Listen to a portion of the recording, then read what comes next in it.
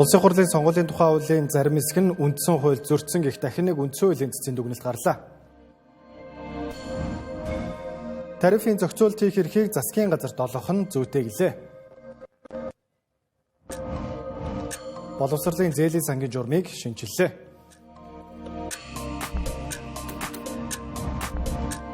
Баг тэтгэвэр өсөж буй амжиргааны өртгөөс шалтгаалan ахмадууд тэтгэврт гарсан ч ажил хийсээр байна. Тата банкны 300 мянган хэрэглэгчийн мэдээллийг хар зах дээр $25 мянган зарна гэжээ. Орой мэндийг үргэлжлэгчтэй Тэнгэр телевизийн доллар мэдээлэл хөтөлбөр эхэлж байна. Сая дурдсан болон бус мэдээллийн дээр дэлгэрэнгүй үзүүлэх болно.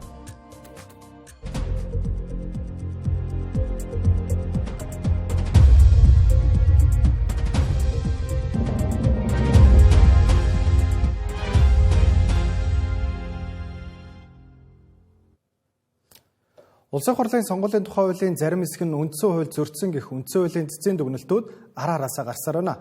Хамгийн сүүлд ихэд улсын хурлын гишүүд сонгуулийн өмнөхөн ажлаа тайлагнах нэрийдлэр аймаг сум хороо дүргүүдээр хэсэж сурталчилгааны материал тарааж байгаа нь үндсэн хуулийн эрх тэгш байх зарчмыг зөрчиж байна гэж үндсэн хуулийн цэц дүгнсэн байна. За ингээд 20 хүрэхгүй хоногийн өмнө улсын хурлын сонгуулийн тухай хуульд тусгагдсан энэ заалтаа авч хайсан, харин одоо саналын хуудсыг хүчингүүд тооцохтой холбоотой сонгуулийн тухай хуулийн бас нэг заалт нь мөн л үндсэн хуультай зөрчилдөж байна гэж үндсэн хуулийн цэц дүгнсэн байна. Улсын хурлын сонгуулийн тухай хуулийн 72 дугаар зүйлийн 72-ийн 1-р хэсэгт тойрогт ногдсон мандатын тооноос дутуу нэр дэвшигчийн санал тэмдэглэсэн саналын хуудсыг хүчингүй тооцно гэж заасан. За энэ заалт нь үндсэн хуулийн 21-р зүйлийн 2 дахь хэсгийг зөрчсөн гэж үзэн нэр бүхий иргэд үндсэн хуулийн цэцэд хандсан байна. За иргэдээс ирсэн энэхүү мэдээллийг үндсэн хуулийн цэц үндэслэлтэй гэж дүгнсэн байна. Зарим үндсэн хуулийн цэцийн энэ дүгнэлтийг улсын хурлын хууль зүйн байнгын орооны гишүүдийн олонх нь хүлээн авах боломжгүй гэж үзлээ. Тухайн тойргийн мандатын тоотой тэнцүү хэмжээний нэр дэвшигчдийг дугуулж иж таны санал хүчинтэй байна гэдэг нь өөрөө аль болох сонгогчдыг сонгуульд идэвхтэй оролцуулах, төрийн эрх барих дээд байгууллагын сонгох үйл ажиллагаанд идэвхтэй оролцуулах, эргээд Монгол улсын төр засаг, улсын хурал, сонгуул зохион байгуулалтаа болох хил амгүй бүрдэх олон талын ач холбогдолтой ийм заалт байсан болов уу гэж би бол хувьдаа харж байна. Иргэд сонгогчтойгоо нэг ч уулздгүй. Тэгээ ирээ тэр нэг намын далбаанд ороод заавал тавуулангийн дугуулах хэвээр намайг бас миний нэрийг авчуулаарай гэдэг ийм л юм адуухандаа ярьж шít. Бөөнөр нь тэр сонгуулийн санал авах байр руу түлхэж оруулаад за чи энэ таваас тавуулангийн зураг шүү гэдэг л ийм л юм ба. Тэгэхээр эн чинь сонгогч иргэн өөрийнхөө үзэл бодлын дагуу өчнөө намын гишүүд дэмжигч байсан. Ер нь намын гишүүн дэмжигч биш ч байсан гэсэн өөрснийхөө дэмжих, өөрснийг нь төлөөлөөд энэ төрийн төвшөнд, улс төрийн төвшөнд, энэ хууль хяналтын төвшөнд ажиллах энэ хүнийг сонгох шаардлагатай ийм л эгзэгтэй цаг үе ирчээд байгаа. Үр дагаврын үед юу гэхээр нам дотроо толхилцох, фракцлах. За эргээд өнөөдөр бүсцэн хөгжлийн том тойргууд дээр бол нутаг усаараа хуваагдаж ийм л юм лөө зүгээр энэ юмнуудыг бидэд бас өнгөцгөн бодолцоод хүлээгээд авбал юм руу явчнаа. Улс төрийн намын тэр доторх бужигнаа гэдэг юм уу энэ төлөвшлийг саармагжуулах тэр улс төрийн соёл зан үйл ороод ирэх юм бол иргэж гисэн тэр бүр уламд ордуулж гэхдээ яг нэг 65 зорилцох нэг нь төрүүлдэг гэчээр нэг нь гарч ирдэг байхгүй. Нэгэн хүнийг сонгох боломжтой ийм байдал руу ер нь түлхэх гэдэг нь өөрөө юу руу түлхэх вэ гэхээр парламентын намуудын төлөвшлийг эсэргээрээ сөрөг нөлөөлнө. Хоёрдугаар дов жалганы үзлийг бий болгоно. Манайд бол нэг жижиг аймаг байтугай нэжгээд аймгаар нь худалдаад авчих мөнгөтэй хүмүүс байгаа шүү. Нэг дүүрэг байтугай нийслэлээр нь худалдаад авчихаар хүмүүс байгаа шүү. Гурван гишүүнээс 6 гишүүн зөвшөөрч 46.2%-аар дэмжигдсэнгүү. Үндсэндээ үндсэн хуулийн цэцгийн дүгнэлтийг хүлээн зөвшөөрөх боломжгүй гэсэн үг шүү дээ. Тухайн тойрогт ногдож байгаа мандатын тооноос нэг хүнийг дутуу дугуйлахад л тухайн сонгогчийн өгсөн санал бүхэлдээ хүчингүй болж байгааг өөрчлөх шаардлагатай гэж зарим гишүүд үзэж байлаа. За нэг ясандаа үндсэн хуулийн цэцгийн дүгнэлтийг хүлээн авах нь зүйтэй гэв. За гэсэн ч нөгөө талд цэцгийн шийдвэрийг хүлээн зөвшөөрөх хүсэлгүй гишүүд ч байсан юм. За тэдний тайлбарлаж байгаагаар үндсэн хуулийн цэцгийн дүгнэлтийг хүлээж авбал нэр дэвшигчид хувь-хувьдаа амбицэлж за багаараа ялалт байгуулах боломж нь багасж за цаашлаад улс төрийн намууд дотор үл ойлголцол үүснэ гэж үзэж байлаа. Мөн өнөөдөр хүний эрхийн үндэсний комиссаас Монгол улс дахь хүний эрх хэрэг чөлөөний талаар 24-т хэлтгэлийг танилцуулах үеэр сонгогдох хэрэгтэй холбоотой дүгнэлтүүд нь анхаарал татаж байлаа. За ялангуяа сонгуулийн зардлыг хэмнэн бууруулна гэж ярьдаг манай шийдвэр гаргагчдын үг цаасан дээр хууль болж буухтаа 360 градус иргэдгийг тэд илтгэлдээ дурджээ. Ялангуяа улсын хурлын 9 дахь удаагийн сонгуул зохион байгуулагдсанаас хойш бараг 1 жилийн хугацаа өнгөрч байхад өнөөдрийг хүртэл сонгуулийн зардлаа тайлагнаагүй 3 нам эвсэл байна. Гэтэл эдгээр нам эвслүүдэд ямар хариуцлага хүлээлгэх нь ч хуульд тодорхой биш байгааг тэд шүүмжилж байсан юм а. Сонгуулийн зардлын хувьд хуульд зааснаар бол сонгуулийн зардлыг хэмнэнэ гэдэг ийм зорилгыг дэвшүүлсэн боловч яг баталсан зардлыг нь аваад үсгээр энэ сонгуулийн зардлын дээд хэмжээ нь хөгжлийн бишээлтэй иргэд, ахмадууд, залуучууд, эмэгтэйчүүд, алслагдмал газар нутагт амьдардаг иргэд орлого багтаа иргэдийн хувьд юм нэр дэвших боломжийг нь шууд хааж байгаа бас нэг шалгуур болж байна. Ийм учраас сонгуулийн зардлыг дахин авч үзэх ёстой. Хоёр дахь сонгуулийн зардалтай холбоотой заавал шийдэх ёстой нэг асуудал гэж дүгнэж байгаа нь тайлагнах байдал, хариуцлага тооцож байгаа байдал. Өнөөдрийг хүртэл дуусаагүй үргэлжилж байна. Татварын ерөнхий газар шүүхээр үргэлжлээд явж байна. Энэ дээр тэгээд тайлангаа ирүүлээгүй 3 бас нам эвсэл байгаа. Тэгээ нам эвсэл нь сонгуулийн зардлын тайлангаа ирүүлээгүй тохиолдолд дараагийн удаа ямар арга хэмжээ авах бас тодорхойгүй үр дагавар нь тодорхойгүй юм нөхцөл байдал үргэлжилсээр байна. Хандвийг буцаах асуудал байна. Хуулийн этгээдээс хандив авсан асуудал байна. Хэрвээ одоо хандвийг зарцуулаагүй бол түүнийг баш цаашид ямар байдлаар төвлөрүүлэх асуудал гэдэг энэ сонгуулийн зардалтай холбоотой асуудлуудыг хууль тогтоомжийн хувьд нэгэн бүр шийдэх ёстой гэдэг дүгнэлтийг хийж байгаа. Импортын гурилт хижээл гайлаар татваргүй орж ирсээр 1 жилийн хугацаа өнгөрчээ. За 76 гишүүнтэй парламентын гаргасан энэ шийдвэрийг 126 гишүүнтэй парламент хүчингүй болгох хэсэг асуудлыг энэ өдрүүдэд хилэлцэж байна.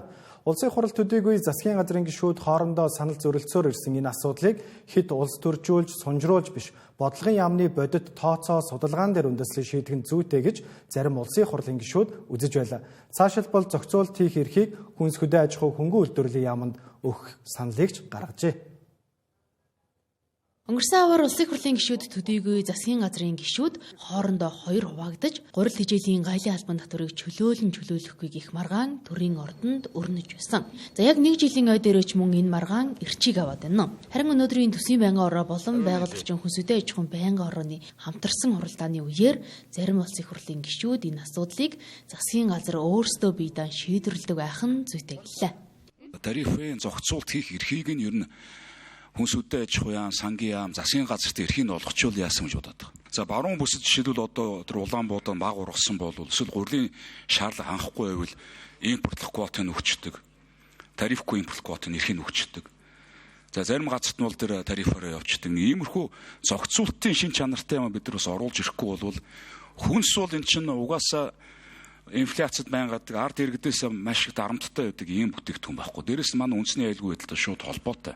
Монголын ард иргэдийг хямдхан хүнс хэрэглээсээ тэрийг дотоодоос хангадаг болчихынсан энэ чинь энэ улс их орон энэ засгийн газар улсын хурл тэрийг хамгаалах ёстой шүү дээ. Энэ галтай сэдвийг түрүү энэ хоёр сайд чуулган дараагүй зөв хэлээд байна лээ. Энэ эрхийн цемент энэ гурил мэтийн ийм зүйлүүдийг засгийн газар шууд тэнцэнэ одоо тохируулах хийцдэг тэр зохицуултыг хийх хэрэгтэй. Энийг заавал улсын хурл дээр ацраал тэгэл нэг иргэдэд таалагдах гэсэн нэг поп юмнууд яриад Хамгийн хэрэгжилж байгаа 80% болж байгаа нэгдүгээр гурил 1500-аас одоо 2000 төгрөг дотор л байна үйлдвэр дээр. Үйлдвэр болгон дүүрэн гурлийн илүүдэлтэй бүтээгдэхүүн хангалттай байна. Худалдааны асуудал байна. 30-аас 40% нэмэгдэл аслагдсан зайн бүстэй холбоотой асуудал байна. Монгол улсад худалдааны хуульгүйгээр энэ худалдааны зохицуулт ерөөсөө явахгүй байгаа. Хууль алга. Тэр энэ дээр бид цаашдаа анхаарах. Үгсэн хувилдаж үнэ нэмсэн гурлийн үйлдвэрүүд болоод үүнийг нь худалдаж авахаас өөр аргагүй байсан хэрэглэгчдийн эрх ашгийг жингийн тухайн дээр тавьж үтсний эцэст засгийн газар гурлийн гайлын албан татварыг тэглэж байсан. Харин одоо хаврын тариалал тулж ирээд байгаа энэ үед тариаланчдынхаа эрх ашгийг хамгаалж тэгсэн татвараа буцаан нэмэгдүүлэх нь зүйтэй гэдгийг хэлж байлаа. Засгийн газар боловсролын зээлийн сангийн журмыг шинжилэн баталжээ. Энэ шинжилэлээр гадаадд суралцагчдын зээлээ эргэн төлөх хугацааг 20 хүртэлх жил байхаар тогтоосон байна. За мөн боловсролын зээлийн сангаар суралцсан суралцагчид гадаадд 3 хүртэлх жил ажиллаад эх орондоо буцаж ирэх боломжийг нээж өгчээ. Бас нэг заалт шинээр нэмэгдсэн нь боловсролын зээлийн сангийн шалгуур тэнцсэн л бол нэг өрхийн хэдэн ч хүүхэд зээлд хамрагдаж болохоор шийдвэрлэжээ. Бид ямар өөрчлөлтүүдийг энэ удаад оруулж ирвэ гэх. Энэ дандаа хүндээ ээлтэй ийм өөрчлөлтүүдийг оруулсан. Мөн эргэн төлөлтийг сайжруулах ийм өөрчлөлтүүдийг оруулж ирсэн. За нэгдүгээрт бол дэлхийн шилдэг ихтэй сургуульд эсэж суралцдаг. За бакалаврын түвшинд бүтэн хугацаагаар олгодог байсан энэ зохицуултыг өөрчлөөд хоёр дээр нэмэх нь 2 хөтөлбөрийн хүрээнд хэрэгжүүлэхээр болсон. Энэ юу гэсэн үг вэ гэхээр зэрэг эх орондоо дотоодынхаа ихтэй сургуульд 2 жил суралцаад 2 жил гадаадд сурч шилдэг сургуулиуд сурч болно гэсэн ийм тохиолдолд боловсролын зээлийг олгодог болж байна. Мөн малчны тухай хуульд заасан байгаа 10-аас дээш жил малчнаар ажилласан энэ өрхвөлийн хүний нэг хүүхдийг сургах энэ асуудлыг бас энэ боловсролын зээлийн сангийнхаа журамд оруулж ирж байна. Энэ өөрөө хуулийн заалттай. Төрийн өмчийн ихтэй сургууль бас сурах чиглэл нь бас заалттай. Тэр нь болохоор зэрэг бэлчээрийн менежмент яг энэ хөдөө аж ахуйн бэлчээрийн чиглэлээр сурж байгаа ийм хүүхдэд олгохоор заасан. За энэ хууль 2025 оны 1 сарын 1-ээс хүчил төгөлдөр болсон учраас 25 оны 9 сарын 1-ээс эхлэх энэ эсэлт рүү энэхүү тэтгэлгийг олгож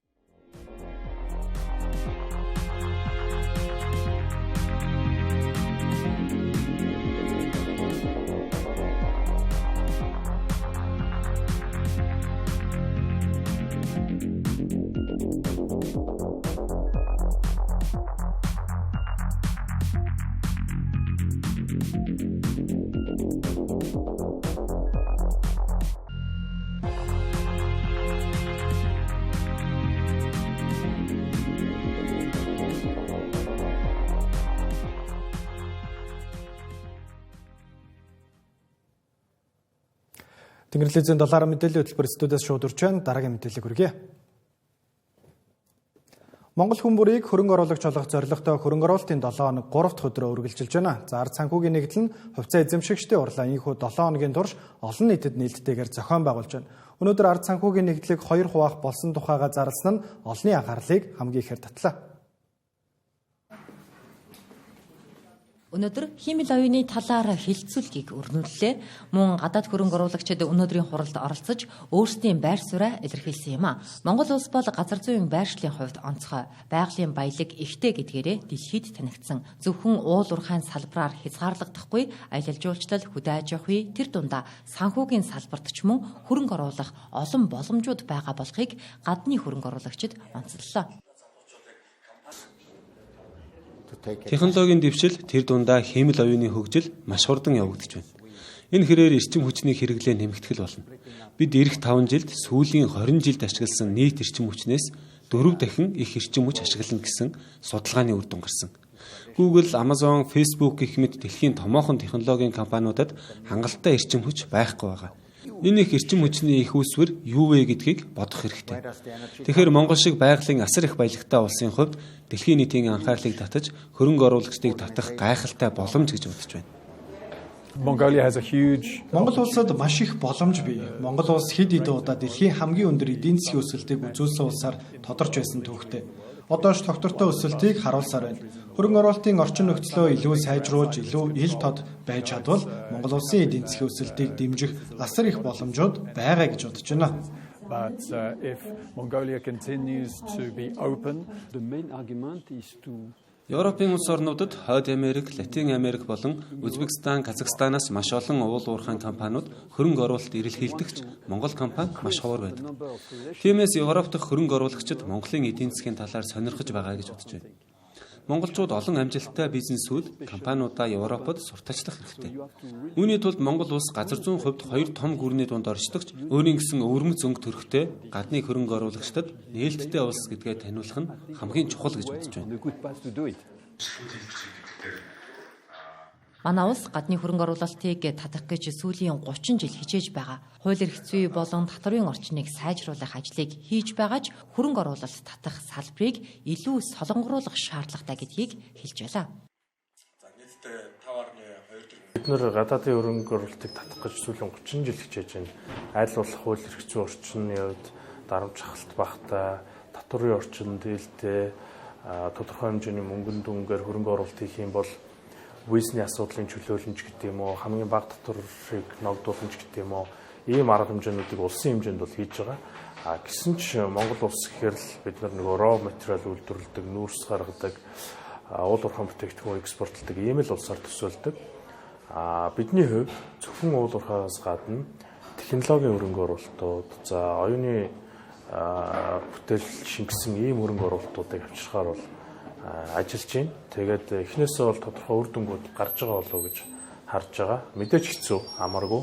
Бид нэр эхлээд бүс нутагтаа, за дараа нь олон улсын хэмжээнд өрсөлдөх ийм шаардлагууд бол бий болж байгаа. Гэхдээ Монгол хүний, Монгол залуучуудын бүтээсэн технологийн төвшлүүд, ялангуяа энэ крипто ертөнцийн за аппликейшнууд, secure байдал зэрэгсээ бол үнэлэгдэж эхэлж байна гэж бид нар бол харж байгаа. Тэгээд дараагийн монголчуудын дэлхийд гарах зүйлс бол бас зарим талаараа банк санхүүгийн үйлчилгээ, технологийн төвшлүүд байж болох юм байна гэдэг ийм өрчсөн дүгнэлтийг хийгээд бид нар гадны хөрөнгө оруулагч нартай уулзаад ингээд явж байна. Ард санхүүгийн нэгдэл сүүлийн 12 жилийн хугацаанд нийт 44 компанийг байгуулах болон нэгтгэж цар хүрээгээ тэлжээ. Сүүлийн 5 жилийн хугацаанд захим шилжилт хийж байгаа бөгөөд энэ ажлынхаа хүрээнд бүтцийн өөрчлөлт хийх болсноо өнөөдөр зарлалаа. Өөрөөр хэлбэл ард санхүүгийн нэгдэл санхүүгийн үйл ажиллагаа явуулдаг болон санхүүгийн бус үйл ажиллагаа явуулдаг компаниудаас салган 2 тусдаа групп байгуулж байгаа талаар ард санхүүгийн нэгдлийн гүйцэтгэх захирал мэдгдлээ. Ард санхүүгийн нэгдлийн хувьд бол одоо 2005 онд анх үүсгэн байгуулагдаад бас банкны ажилтны сан байдлаар үүсгэн байгуулагдсан. Тэгээ 2013 онд бол тусгаарлагдаад ард санхүүгийн нэгдэл болоод ард даатгал ард кредит гэдэг компаниудыг бол одоо худалдаж авч анхны гараагаа эхлүүлжсэн. Тэгээд 2013 оноос хойш 12 жилийн хугацаанд бол нийтдээ одоо 44 компанийг одоо худалдаж авах, үүсгэн байгуулах, нэгтгэж нийлүүлэх байдлаар 2024 оноос эхлээд 44 компани болсон байна. За энэ 44 компани оролцоотойгоор бид нэр сүүлийн 5 жилийн хугацаанд одоо захим шилжилтээ хийж бүх төрлийн санхүүгийн бүтээгдэхүүн үйлчлэгийг бол бүрэн захимжуулж ардаптай оруулсан үйл явдлыг бол бид нар сүүлийн 5 жилийн хугацаанд хийлээ. За энэ ажил шударгатай холбоотойгоор бид нар бол сүүлийн 2 жилийн хугацаанд бүтцийн өөрчлөлтийг бол хэрэгжүүлж эхэлсэн. Төлөөлөл утгах зөвлөл маань бол одоо тухайн стратегийн шийдвэрийг гаргаад ажлуудыг бол гүйцэтгсэн. Энэ ажлын хамгийн сүүлчийн шат болох компаниг одоо ард санхүүгийн нэгдлийн офицер кадастрлах байдлаар одоо компаниг 2 хуваах ажлыг одоо сая хугацаалмжтай урлаараа танилцууллаа. Энэ яаж вэ гэхээр бид нар түрүү жилийн эцсээр хөвсгөл гэдэг одоо нээлттэй хэсэг компани худалдан авч санхүүгийн бус компаниудаа хөвсгөл гэдэг компани доор шилжүүлээд ард санхүүгийн нэгдлэн зөвхөн санхүүгийн үйлчлэгээ үзүүлэгч компаниудаа одоо шууд эзэмшиж байгаа. Тэгээд энэ хөвсгөл гэдэг компани хувьцаа эзэмшсэнээр халаалцж байгаа хувьцааныхаа одоо төлбөрт оронд өгөх байдлаар компаниг бол 2 хувааж байгаа үйл явдлыг бол одоо шийдвэр нь болоод 4-7 оны 4-р төлөөлөл өдрөөсөө урлаараа гарч сая хувьцаа эзэмшигчийн урлаараа албан ёсоор танилцуулж одоо компанийн түүхэн үйл явдал болж өрнөлөө. Банкны даатгалын Ийхүү ард санхүүгийн нэгдлийг 2 хэсэг болгож хувааснаар илүү оновчтой төвлөрсөн үйл ажиллагааг явуулах боломж бүрдэж, ингэснээр хувьцаа эзэмшигчдийн хүртэх өгөөж нэмэгдэнэ гэдгийг хэлж байлаа. Ард санхүүгийн нэгдлийн нийт хувьцаа эзэмшигчид 4-р сарын 28-наас 5-р сарын 30-ны өдрийг хүртэлх сар орчмын хугацаанд хувьцаагаа халааслах буюу өөрсдийн хувьцааны 50 хүртэлх хувийг солих боломжтой гэдгийг онцоллоо. Нийгмийн даатгалын шимтгэл нэмэгдсэн өртгийн албан татвар зэрэг нь хэтэрхий өндөр байна. Үүнээс олж 1-2 аж ахуй нэгж дампуурхад хүрч байгаад өдөрт 1-2 аж ахуй нэгж дампуурхад хүрч байгаа гэх тоог ховын хвшлийнхэн хэлэх боллоо. Нөгөө талд иргэдийн төлсөн татвараар бүрддэг улсын төсвийн зарцуулалт хэд түрэлгэн жилээс жил зарлалын тоон өссөөр байгаа нь хүмүүсийн бухимдлыг төрүүлж байгаа юм.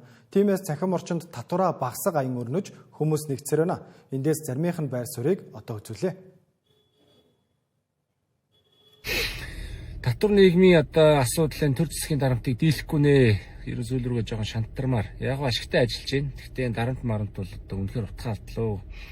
Хүн ихсхийн тусам айгүй тийм олон асуудал ихсэн. Хөөрхөн амт аргагүй өнөөдөр бид нар дэлгүүр ороод харахад яаж энэ цалингаар амьдрах уу гэмээр л юм байна. За мэдээж шууд цалингаа нэмчихэд яад ингэж бодож магадгүй те.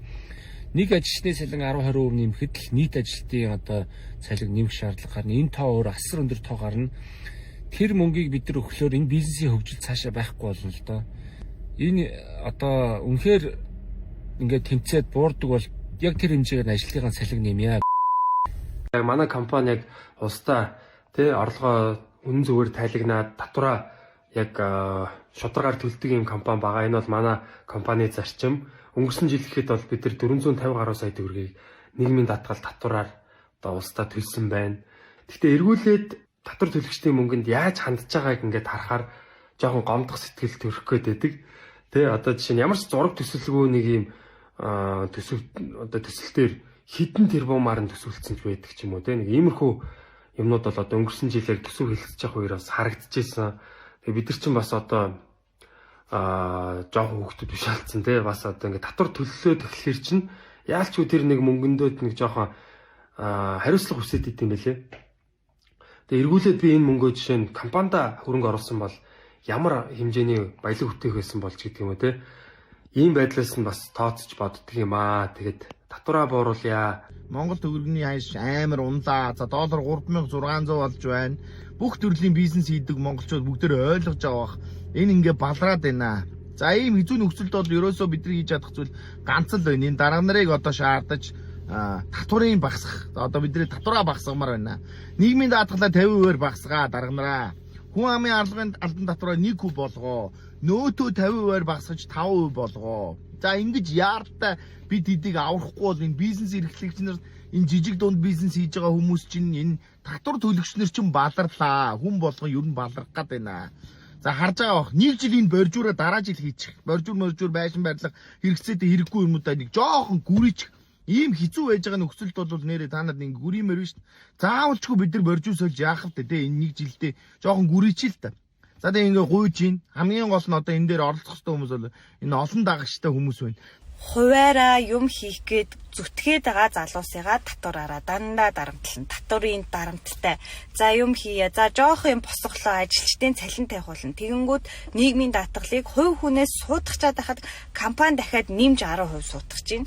За энэ олон татварын дарамтанд сөхөрж байгаа залуус маш олон байна. Тэгээ залуусыгаа бас өөрсөндөө хэрэгтэй хууль эрх зүй эдийн засгийн орчныг бүрдүүлсэн хууль батлуулахын төлөө тэмцээч, нэгдээч. Ямар нэгэн даргын дооргүйгээд тийм ээ өнөөдөр маргаашийнхаа хоолны өнөөдөр маргааш амлсан мөнгөний төлөө өөрийнхөө ирээдүг хүүхдийнхээ ирээдүг бити баллаач. Залуу хүн бол өсөж өгөхгүй л байхгүй юу? Бид нэр хөдөлмөрлж чадна.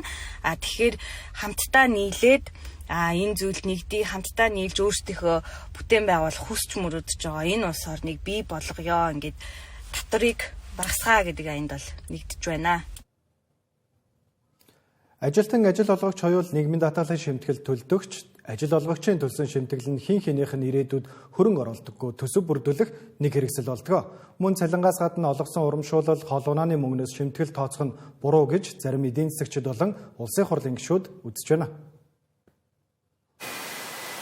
1 сая төгрөгийн цалинтай бат өөрийн цалингийн 12.5%, ажил олгогч мөн түүний цалингийн 12.5%-тай тэнцэх хэмжээний мөнгийг нийгмийн даатгалын шимтгэл төлдөг. Дээр нь хөдөлмөрийн гэрээнээс тусад нь хийсэн гэрээний дүнд шимтгэл тооцож, хоол унаа, урамшууллын багахан мөнгнөөсөөч нийгмийн даатгалын шимтгэл төлдөг гэхээр ажилтан ажил олгогч нийлээд 300 гаруй мянган төгрөгийг зөвхөн нийгмийн даатгалын шимтгэл зориулан төлж байна. Гэхдээ эргээд үйлчлэгээ авах тэтгэвэр олгоход ажил олгогчийн төлсөн шимтгэл тухайн ажилтны ирээдүйн баталгаа болдоггүй нь хоржоонтой. Нөгөө талд ажил олгогч ажилтны ажиллах орчныг сайжруулах, урамшуулал унаа, хоолны мөнгө олгомоор байвч тэр болгоноос татвар шимтгэл нэмж авах учраас хүндрэлтэй байдаг байна. Мөн цалин хөлсийг нэмэгдүүлэх хүсэл байвч дагаад нийгмийн даатгалын шимтгэл нэмэгдэх нь аж ахуй нэгжүүдэд ихээхэн дарамт үүсгдэг байна.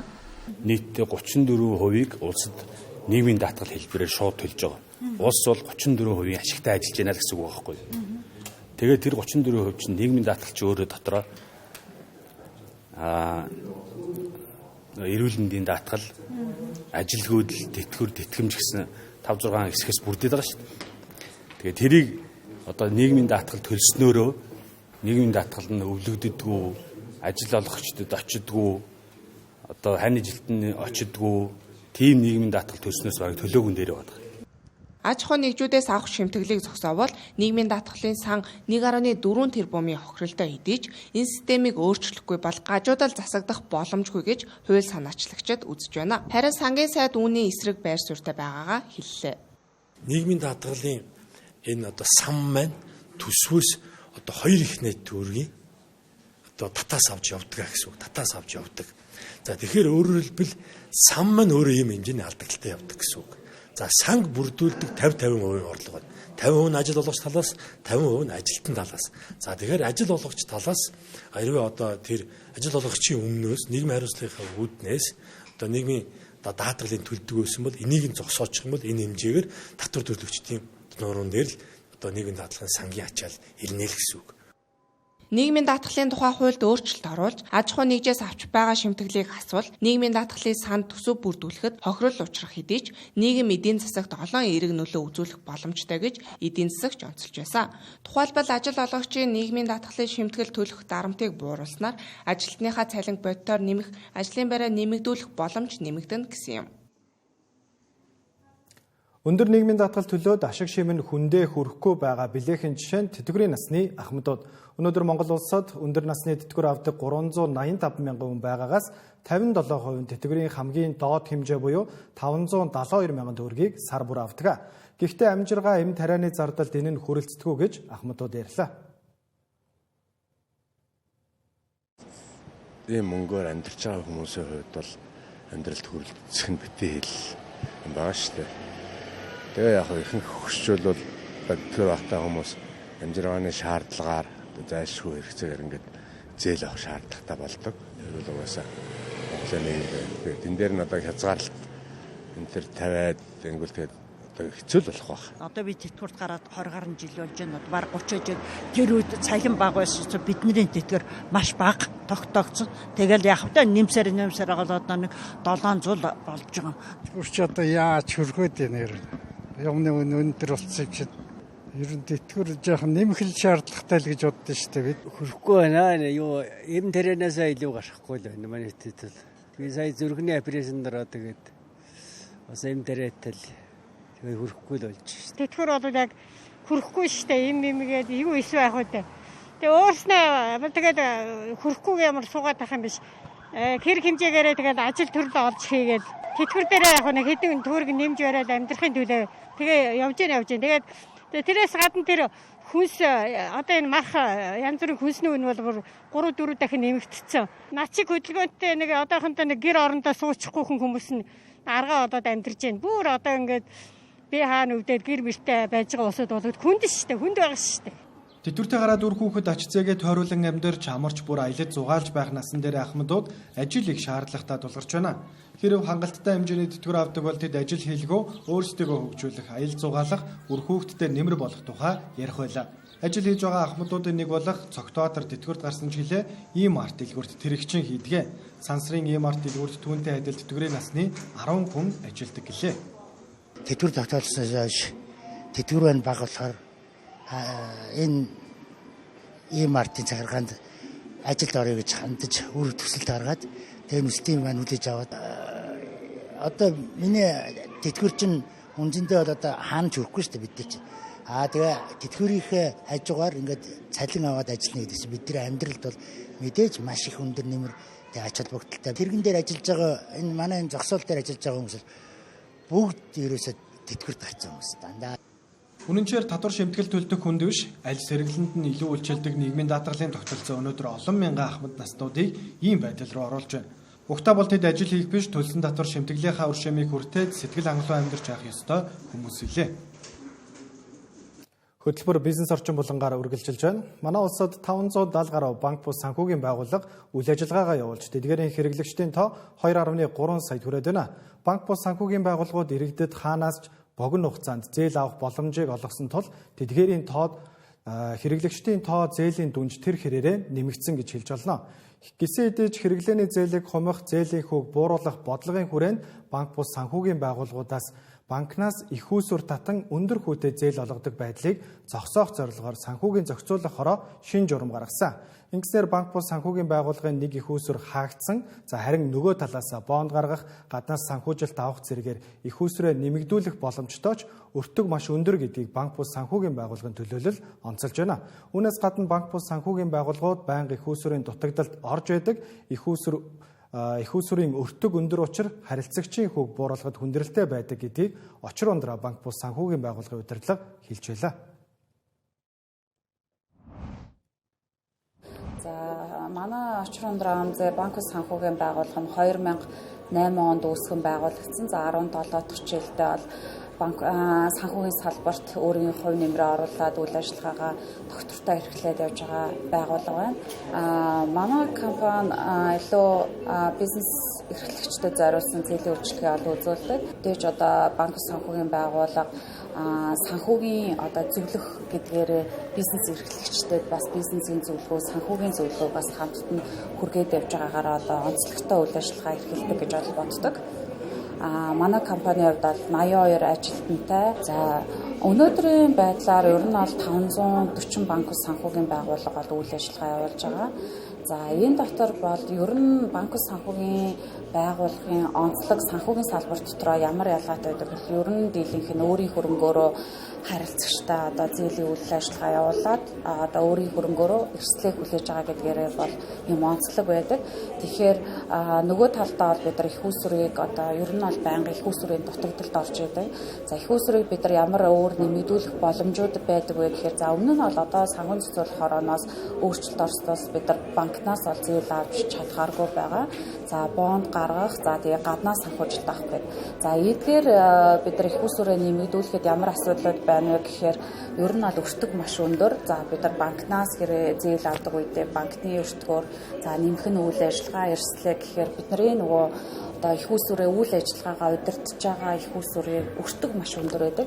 Тэгэхээр бид нар харилцагчтай хэдий одоо бага хүүгээр одоо зээл олгоё гэсэн боловч нөгөө талдаа их үүсвэрийн өртөг маань өөрөө ийм өндөр учраас бид нар харилцагчийнхаа хүүг бууруулахад бас хүндрэлтэй байдаг. Нөгөө талаараа бас банкны хүч үйлчилж чадахгүй байгаа иргэд бизнес эрхлэгчдэд бид нар үйлчлэгээ үзүүлдэг учраас бас одоо тэр одоо их үүсвэр дээр бид нар бас ийм удирдах ийм шаардлагуудаас үүсдэг. Яг ер нь бол банк санхүүгийн байгууллагын доктортой үйл ажиллагаа бид нар мэдээж мөнгө удирдах байгаа.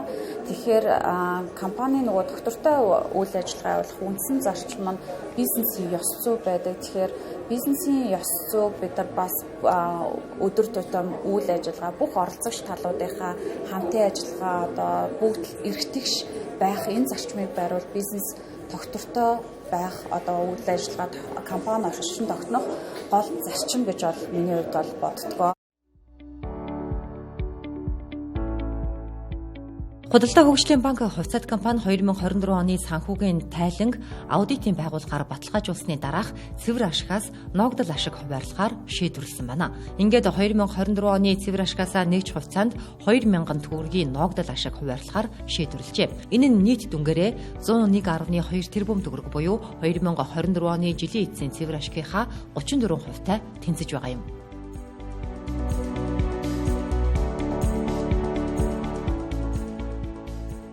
Хасбанк хувьцаат компани хувьцаа эзэмшигчдийн хурлаараа 2024 оны 2 дугаар хагас жилийн цэвэр ашигаас нэгж хувьцаанд 27 төгрөг буюу нийт 28.4 тэрбум төгрөгийг ногдол ашиг болгон хуваарлахаар болжээ. Ингэснээр Хасбанк 2024 оны эхний хагас жилийн цэвэр ашигаас 18.9 тэрбум төгрөг, жилийн эцсийн цэвэр ашигаас 28.4 тэрбум төгрөг буюу 2024 оны үр дүнгээс нийлбэр дүнгээр 47.4 тэрбум төгрөгийн ногдол ашигыг хувьцаа эзэмшигчдэд олгож байна.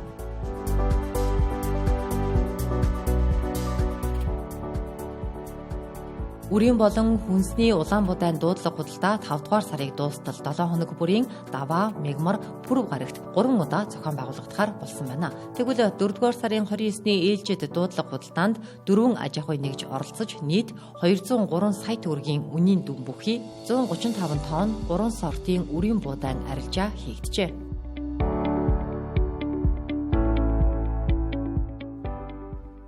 Тэнгэрлэгзэн доллар мэдээлэл хөтөлбөр студиэс шууд орж байна. Дараагийн мэдээлэл хүргэе. Төлбөр тооцооны POS машин, цахим хэтвч зэрэг санхүүгийн үйлчилгээ үзүүлдэг Data Bank кибер алдлага өртөж 300 мянга хэрэглэж байгаа мэдээллийг алджээ. Энэ сарын 22-ны өдөр эдгээр хэрэглэгчдийн мэдээллийг $25,000 зарна гэх зар хар зах дээр тавигдсан байна. За уг үйл явдал манай улсын кибер аюулгүй байдлын нөхцөл байдал хэр эмзэг байгаа вэ гэдгийг дахин нэг удаа санууллаа. Data Bank хязгаарлагдмал хувьцаат компани нь санхүүгийн чиглэлийн үйл ажиллагаа эрхэлдэг. Тус компани эзэмшдэг Pass нэртэй цахим мэдвчийг хэрэглэгчид бүх төрлийн банкны картуудаа холбон ашигладаг байна. Мөн бааз сегмент платформыг нь жижиг дунд бизнесүүд голчлон хэрэглэдэг. Уг хоёр платформ болон Data Bank сегмент вебсайтын нийт 300 мянган хэрэглэгчийн мэдээллийг зарна гэж хар зах дээр байршуулжээ. Их сурвалжуудын хэлснээр дотоод ажилтны имэйл хаягаар дамжин систем рүү нэвтэрч хэрэглэгчдийн мэдээлэл алдагдахад хүрчээ. Байгууллага маань мэдээлэл алдсан. Гэхдээ тэр маань нэг онц чухал мэдээлэл болон хувийн эмзэг мэдээлэл бол биш байна. За мэдээж нэг санхүүгийн мэдээлэл алдсан юм шиг ойлгоход хүмүүс их байгаад байгаа. Өөрөөр хэлбэл дансны дугаар нууц үг гэдэг юм уу. Боддоор харах юм бол нөгөө банкны данс маань Монголчуудын хэрэгж байгаа банкны данс маань 16 орохтой шүү дээ. Тэр нөгөө 8-ыг нь марклцсан буюу цэг гэд харагддаггүй байдлаар тавигдсан байгаа болохоор цаанаас нь систем дээр тэгж хуулсан байсан учраас тийм л материал алдагдсан гэсэн үг. Кибер алдалагад өртсөн их байгууллагууд түүнийгээ нуух эсвэл шууд серверээ солих гэх мэт мэрэгжлийн бус арга хэмжээнүүдийг авдаг байна. Хэрвээ танай байгууллага кибер алдалагад өртснөө мэдэх юм бол шууд 113 дугаарын утас руу залгаж мэрэгжлийн багт хандахыг зөвлөж байна. Тэгээд ийм бол бидус тэр даруй шуурхай баг маань очиж ажиллаад газар дээр нь арга хэмжээ авах боломжууд бүрдэн. За манайх бол яг хөө үндсэндээ нөхөн сэргийгт нь болон энэ талдлага юунаас болвоо гэдэг дээр нэгэд гарцны дараа бол тийм хоёр янзын үйл ажиллагаа юм. За хадлаг зуршил гарахаас өмнө бидээс өртсөн сэргийлэх арга хэмжээ байдаг. За өртсөн сэргийлэх гэдэг дээр үндсэндээ за мэдээж нэг олон нийтэд мэдээ сурчлагын үүрэг бол бусад үүдээс ядгатан манай дээр байгаа. За хамгийн гол нь кибер одоо энэ онц чухал мэдээллийн дэд бүтцтэй байгууллагууд маань нөгөө кибер аюулгүй байдлын эрсдлийн үнэлгээ болон аудит хийлгэж байгаа юм байна.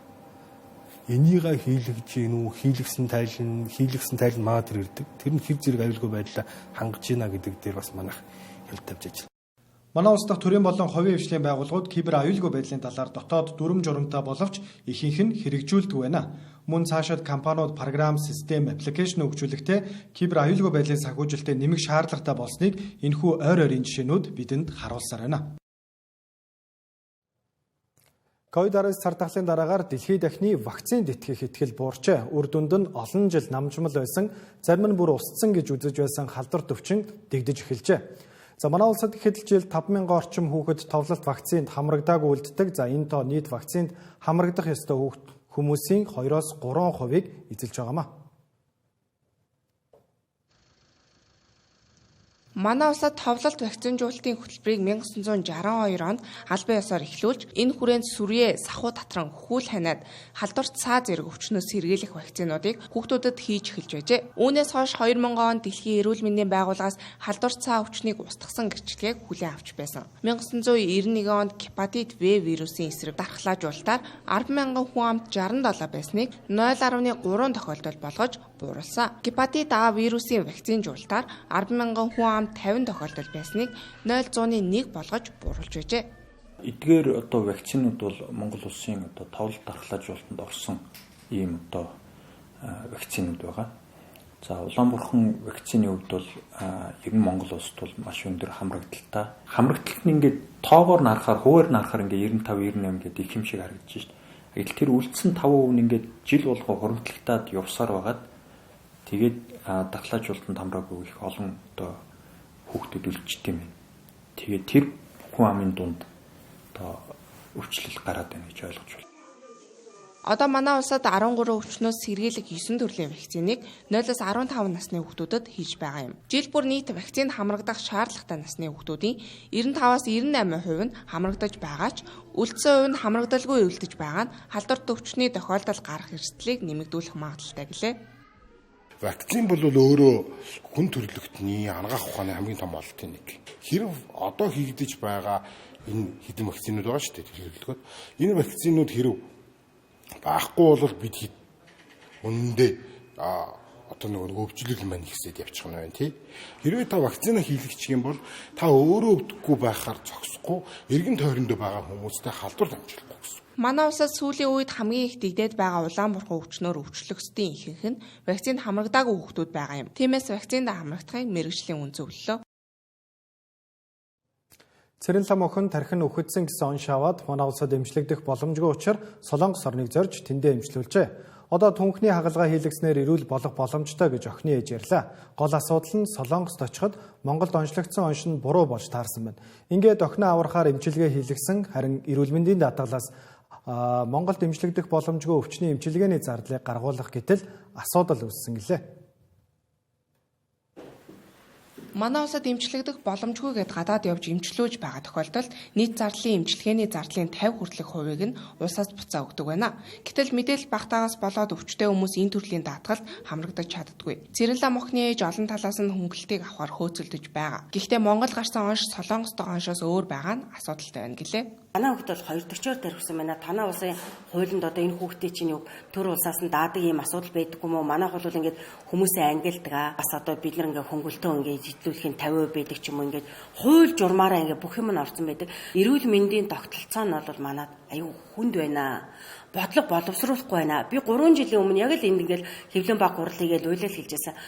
Бидний төлөө бодлого л байх хэрэгтэй. Цэрэн лам охин төрхөөсөө эхлээд олон эмнэлгээр дамжиж эмчилгээ хийлгэсэн. Солонгост гэхэд л 4 эмнэлэг дамжиж эмчилүүлсэн байна.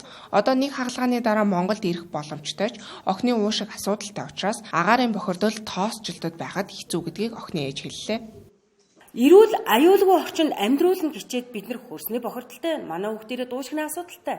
Уушгины асуудал нь яаж бий болсон гэхээр өнөөдөр манай хүүхд оншилж чадаагүй уушгины хатгалгаа гэж эмчилсээр байгаа л нөгөөдгөө эмчилж чадаагүй уушг нь унтсан. Манай хүүхд Солонгос улсын сүүлдийг сургуулийн эмнэлэгт очсон. Оншин дээр нь ч хүртэл уушгины дасагт байнгын хяналтанд байх шаардлагатай гэж. Түүний хэлснээр манай улсын 150 орчим хүүхэд Солонгос улсад эмчилгээ хийлгэж байгаа юм. Тэдний асран хамгаалагчаар эцэг их нь хамт очино гэхээр 150 орчим монгол хүн Солонгос улсад байгаа юм.